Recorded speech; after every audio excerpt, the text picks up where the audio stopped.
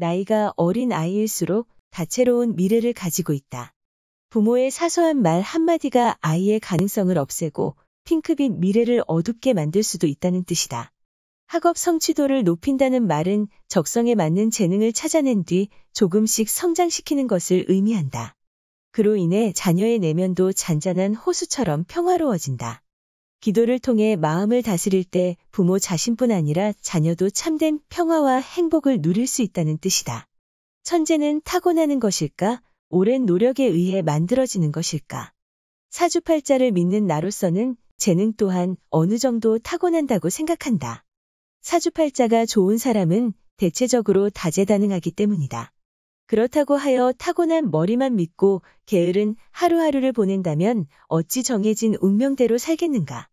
긍정적인 생각, 웃는 얼굴로 관상을 바꾸듯 끊임없이 노력하면 재능 또한 길러질 수 있는 게다.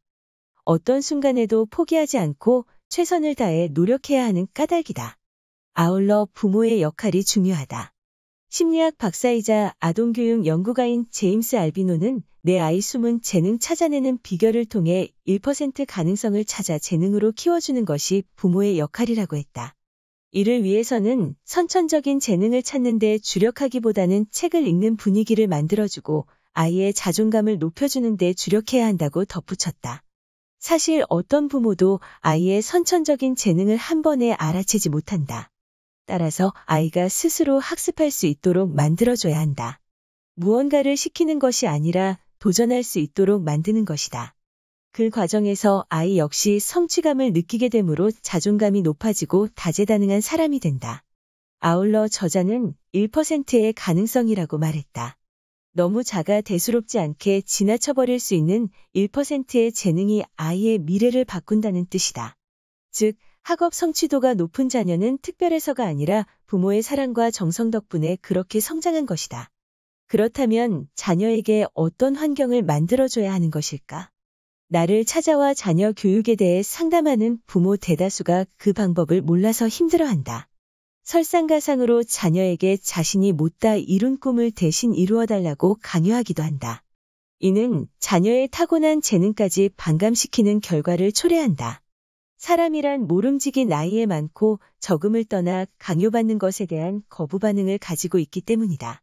따라서 자녀의 학업 성적이 마음에 들지 않아 다그치고 싶다면 그에 앞서 자신의 마음을 들여다봐야 한다.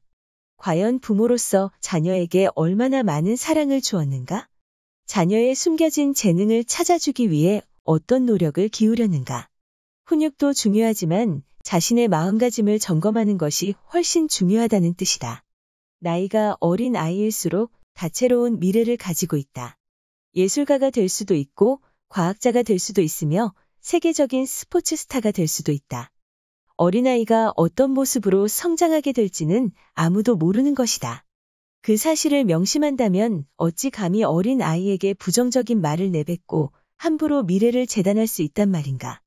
부모의 사소한 말 한마디가 아이의 가능성을 없애고 핑크빛 미래를 어둡게 만들 수 있다는 사실을 기억해야 한다. 학교 성적이 부모의 마음에 들지 않다고 하여 섣불리 나무라고 지탄해서는 안 된다. 세상 모든 아이들이 학자가 되어야 하는 것은 아니며 될 수도 없다. 그런 의미에서 내가 생각하는 학업 성취도를 높인다는 말은 적성에 맞는 재능을 찾아낸 뒤 조금씩 성장시키는 것을 가리킨다. 그리할 수 있다면 자녀의 내면도 잔잔한 호수처럼 평화로워진다.